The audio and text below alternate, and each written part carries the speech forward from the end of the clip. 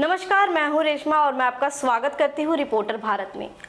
Reporter Bharat की तरफ से सभी देशवासियों को आने वाले नवरात्र यानी मां के दिन की शुभकामनाएं।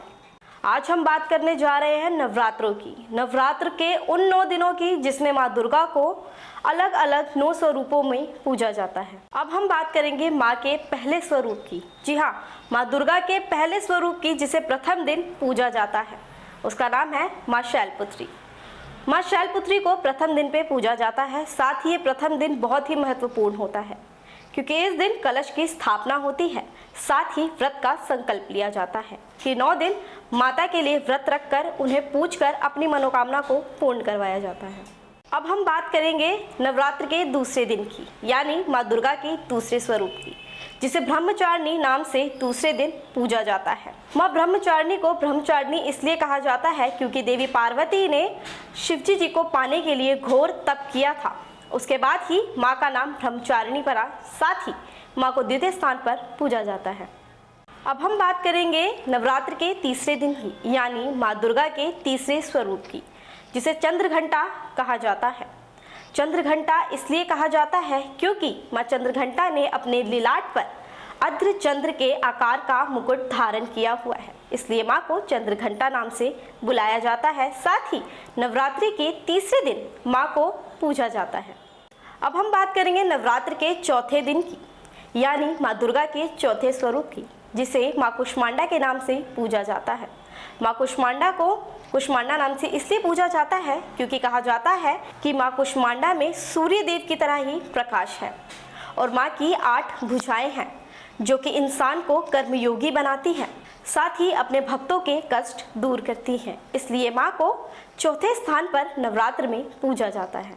अब हम बात करेंगे नवरात्र के 5वें दिन की, यानी मां दुर्गा के 5वें स्वरूप की, जिसे स्कंद माता कहा जाता है। माना जाता है जब पृथ्वी पर असुरों का राज बढ़ता जा रहा था, तब मां स्कंद माता ने सिंह पर सवार होकर असुरों का संहार करके अपने सर्प जनों को बचाया था, इसलिए मां को 5वें स्थान पर पूजा जाता है। अब हम बात करेंगे छठे दिन की, यानी मां दुर्गा के छठे स्वरूप की, जिसे कात्यायनी देवी कहा जाता है। जी हाँ, कात्यायनी देवी की पूजा करने से मनुष्य को मोक्ष, कर्म, अर्थ और काम की प्राप्ति होती है। माना जाता है कात्य गोत्र में मां ने एक महर्षि के घर जन्म लिया था, जिस कारण मां का नाम कात्यायनी पड़ा, इसलिए मां को छठे दिन पूजा जाता है। अब हम बात करेंगे नवरात्र के 7वें दिन की, यानी मां दुर्गा के 7वें स्वरूप की, जिसका नाम कालरात्रि है।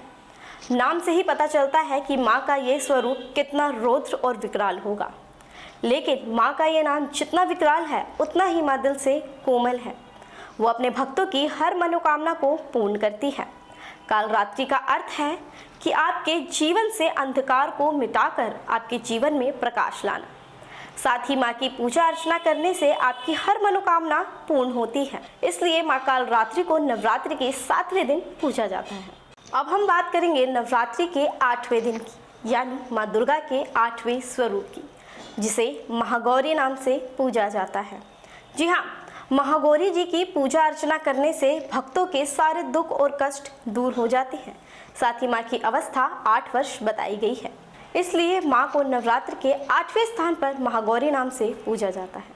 अब हम बात करेंगे नवरात्र के 9वें दिन, यानी समापन दिन की, जिसे मां दुर्गा के 9वें स्वरूप मां सिद्धिदात्री के नाम से पूजा जाता है। जैसा नाम से ही स्पष्ट है, मां सिद्धिदात्री यानी अपने भक्तों को सिद्धियां देने वाली। साथ ही मां सिद्धिदात्री विष्णु जी की धर्म पत्नी है, उनकी अर्धांगिनी है, इसलिए मां को कमला भी कहा जाता है। साथ ही मां ने मधु और कैटव राक्षस का वध करके पृथ्वी पर कल्याण किया था, इसलिए मां को 9वें स्थान पर यानी नवरात्र के समापन दिन पर पूजा जाता है। इस दिन मां को पूजकर अपनी मनोकामना को पूर्ण कर जो व्रत का संकल्प लिया गया था उसे छोड़ा जाता है। साथ ही कंजके बैठाकर 9 देवियों की पूजा की जाती है। साथ ही अपनी मनोकामना को पूर्ण करने के लिए मां से आराधना की जाती है। तो आज हमने बात करी है नवरात्र में मां दुर्गा के उन 9 स्वरूपों की जिनको नवरात्रि में पूजा जाता है। आज के लिए बस इतना ही। देखते रहिए रिपोर्टर भारत। जय माता दी।